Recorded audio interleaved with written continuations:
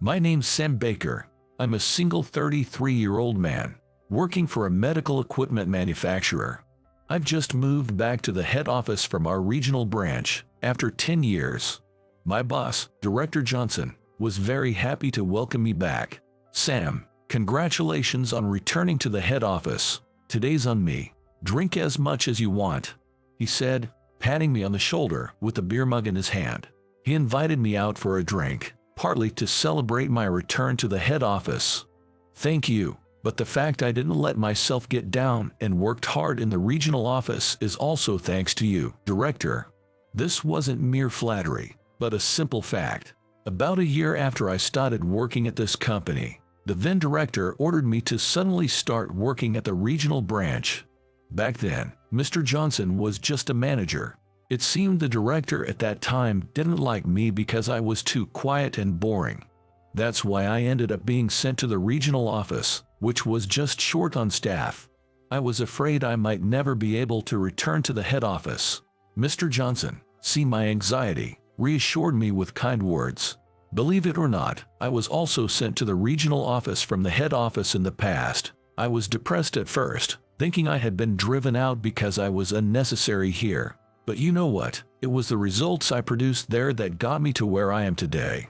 I want you to believe that this personnel change isn't a demotion. It's a personnel change to rebuild the regional branch. I need your help, Sam. So don't get discouraged. Just do your best at the regional branch for now. His words were more encouraging than I could ever explain. I was disheartened when the personnel change was announced, but thanks to Johnson, I was able to face forward and push on. Even after I moved to the regional branch, I sought advice from Director Johnson and pushed myself harder. As a result, the branch's performance greatly improved, and now, I'm finally back at the head office. Since the previous director has also been transferred to another department, I'll start afresh and work hard at the head office. While we were happily chatting about our reunion, Johnson suddenly said something unexpected. Sam, would you consider having a dinner date with my daughter, if you're okay with it? Wait, your daughter? The moment I heard the word dinner date, I froze. Truth is, I've never had a girlfriend in my life. I appreciate the offer, but as you know, Director, I'm not exactly a social butterfly. I've never even had a relationship with a woman. I'm afraid your daughter might find me unsuitable. But Mr. Johnson gently reassured me. That's not true at all. Compared to 10 years ago, Sam, you're a completely different person. You've grown through your struggles in the regional branch, and you communicate smoothly now. I highly value that part of you. That's what I thought of introducing you to my daughter, and I believe you two would be compatible in terms of personality. It's just a casual dinner to meet each other, so don't worry. I had no idea that Mr. Johnson thought so highly of me. I was moved by his words and ended up accepting his invitation for a dinner date. Mr. Johnson showed me a photo of his daughter on his phone, and she was stunningly beautiful. But after the drinks were over and I was on my way home, I was already regretting my decision. I can't possibly handle a relationship. I never shared this with my boss, but I actually have a traumatic experience related to romance. Let's go back in time, 16 years ago. When I was 17, my mom ran off with her lover to some faraway place. The shock of my mom's disappearance hit me hard, but the bad news didn't stop there. My dad, angry and feeling betrayed by my mom, started taking it out on me. Your mother left us because she couldn't stand you. You'll live a lonely life, unloved by anyone. He ranted, drowning his sorrows in booze. I think seeing my face, which resembled my mother's, must have pissed him off. I didn't have any notable skills or talents. Perhaps I lacked the charm as a child to keep my mom from leaving my dad. His harsh words hurt me deeply, and my introverted personality grew stronger. From then on, my dad's drinking got worse. He left all the house chores to me, and he'd quickly resort to violence when something displeased him. I had to do all the housework perfectly to avoid my father's anger, and before I knew it, I started being late to school more frequently. Constant tardiness, a destructive home environment, and the negative aura surrounding me led me to isolate myself from everyone around me. I started to feel uncomfortable in my own class and began to seek refuge in the school nurse's office. The school nurse, Ms. Miller, was very kind and would always listen attentively to my stories. Although I couldn't share everything considering my father's situation, the mere presence of Ms. Miller, who would lend me her time and ears, was a relief to me. You can tell me anything that's bothering you. Regarding your studies, it's for your own good that you should strive to pass your courses. Once you can stand on your own, you'll be able to get away from your father sooner. And she was absolutely right. If I kept this up, I wouldn't be able to graduate. So, I committed myself to attend all my classes, and I spent the rest of my time seeking refuge in the nurse's office. I started to get a handle on my house chores and stopped being late, narrowly avoiding repeating a year. Amidst this lifestyle, another reason emerged for me to frequent the nurse's office.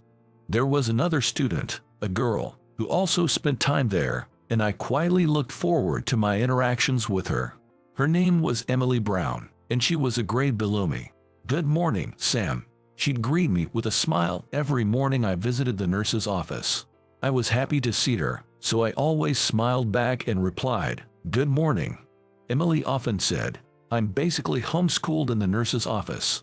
She rarely went to her actual class, spending most of her day in the nurse's office instead. This was due to Emily's appearance. She always wore a wrinkled uniform, hid her face behind long bangs, and had a simple style with her long hair tied back. Because of this, Emily was often called unkempt and was generally avoided by everyone else. However, it wasn't that Emily was lazy. The root of the issue lay in her home environment.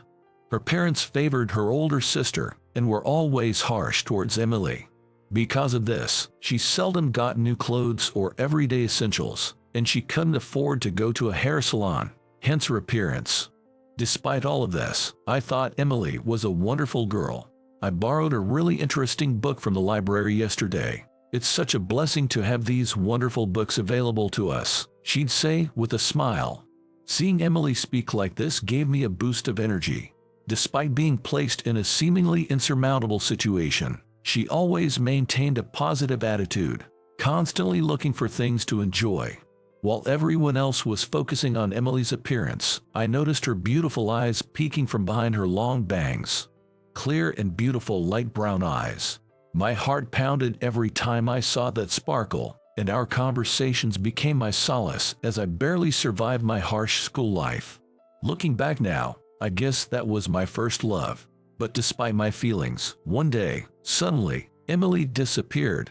She had transferred schools without saying a word. When I asked the teachers about her disappearance, due to privacy reasons, they couldn't tell me anything. I thought of her as a companion, someone who used to visit the school nurse with me. I never expected such a sudden farewell. Just like when my mother suddenly disappeared, everyone seems to leave me behind. After that, I somehow managed to graduate high school, and with the help of scholarships, I moved on to a distant university. That's how I finally got away from my father. But no matter how much time passed, since Emily's departure, I had never fallen in love with anyone else.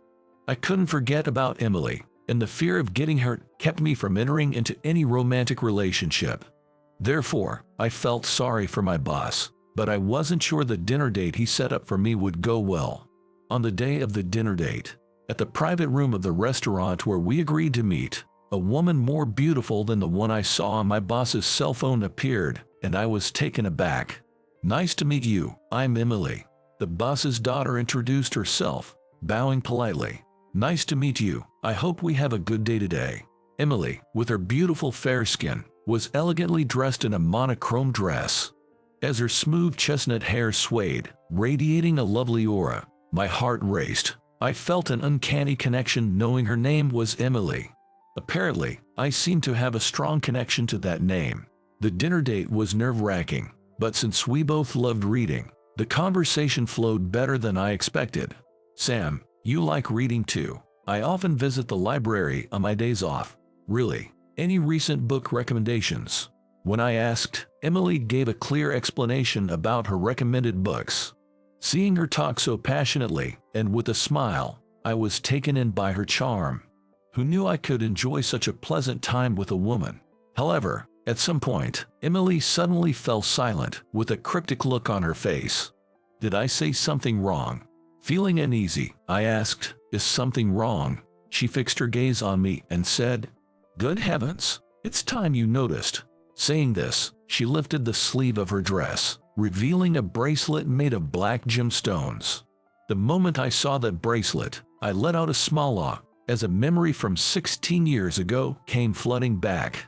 That day, I headed to the school's nurse's office as usual during lunch break. The nurse, Ms. Miller, must have gone to the restroom because her seat was empty, and there was no one in the office. However, at that moment, a gust of wind blew in from the window, causing the curtains on the infirmary bed to flutter, and I witnessed an astonishing sight. What? Through the gap in the curtains, I saw Emily on the bed, holding a large number of black pole-like objects in her hand. She was staring intently at the pills on the table attached to the bed. Was she planning to swallow those? No matter what medication it was, consuming it all at once would surely harm her health. Emily, unable to stay still, I barged through the curtain and rushed to the bed. "Sam, what's going on?" Surprised at my sudden appearance, I grabbed Emily's shoulders and blurted out, "Don't jump the gun. We're still young. No matter how hard things are now, if we keep living, good things will happen. I don't want you to disappear, Emily." As I said this, I realized that I was crying. I didn't want to lose Emily. My emotions were so strong that I naturally burst into tears. However, in contrast to my panic, Emily was calm. "What on earth are you talking about? I'm just making a bracelet with stones I got from the library's teacher." What? It turned out that the items Emily had were not pearls, but gemstones. Knowing my misunderstanding, Emily laughed out loud. Feeling embarrassed about my overreaction, I blushed. Then, Emily handed me a bracelet with a cheerful smile. "This Morian stone is said to protect from unpleasant things. I already have one, so I'll give one to you, Sam." "Really? Oh, thank you." I never expected to receive a gift from Emily, and I was genuinely happy. "Yes, because you're my important nurse's room buddy, Sam. And don't worry, I'm not going anywhere." Despite saying that, Emily disappeared without a trace. And now, that same Emily is right before my eyes. Unconsciously, my eyes filling with tears, I pulled out a black Marian bracelet from my suit pocket. It's been 16 years since then. I have been wearing it without fail. Before I knew it, my eyes too were moistened, just like her beautiful hazel eyes. I'm sorry for transferring schools so abruptly, but there was a profound reason behind it. According to her, her parents had been violent towards her, and feeling threatened because of their escalated behavior, she had run away from home. Emily's mother's brother was, in fact, Mr. Johnson, who was the director. The two of them were uncle and niece. And Emily had gone to ask for help from her uncle, who lived in the neighboring state. The director, who had always been worried about Emily, thought that he could no longer leave her with her parents, severed ties with his sister, and adopted Emily. And so Emily's last name changed from Brown to Johnson.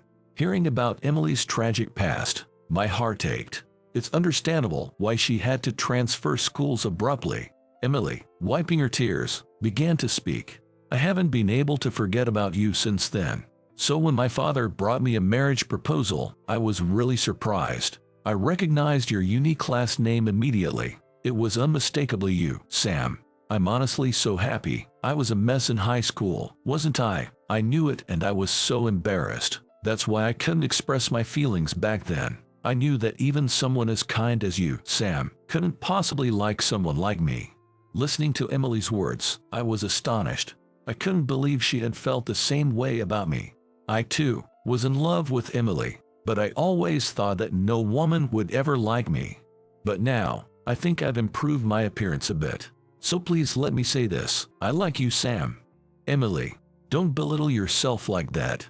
I've always loved you. Then and now, to me, you are always beautiful. I had to let her know that, even before she finished her sentence. It wasn't just about loving her now. For me, Emily had always been someone special. Hearing my words, Emily blushed and cried. I could tell that those were not tears of sadness. "Thank you. Despite the hardships I had in high school, I managed to get through those days because of you, Sam. We held each other's hands on the table, waiting for our tears to stop. Everyone seemed to leave me, but Emily kept her promise. She came back to me. I felt deeply that this truth washed away my hurtful past, with tears. After a year of dating, we decided to get married. Upon learning that we knew each other from the beginning, Mr. Johnson, the director, was very surprised. I was shocked. I had no idea that you two knew each other, but I am really grateful to you, Sam. Emily was wounded in high school, but thanks to you, she was able to recover.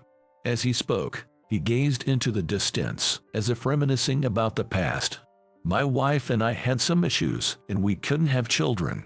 That's also why I've always thought of Emily as my own daughter. Not being able to have children must have been hard for Mr. Johnson at that time. But it was clear to me that he and his wife truly cared for Emily, even though she wasn't their own. Emily said she was truly happy to become your adopted daughter. I believe that the reason she can smile like this now is because of you. When you say that, it makes me happy. I always wanted her to be happy after all the suffering she's been through. But I believe that you will certainly make my daughter happy, Sam. With that, Mr. Johnson blushed and laughed shyly. That's right. By marrying her, I would also become Mr. Johnson's son. With a big smile on my face, I nodded vigorously. Of course, I will start calling you my father-in-law. Ha ha, I can't believe I'm getting a son as well as a daughter. It feels like a dream. It's possible that each of our past experiences might have been dark and sad. Still, it was through irreplaceable encounters that we were able to know the joy of loving and being loved. While savoring such happiness, I looked forward to a future filled with hope.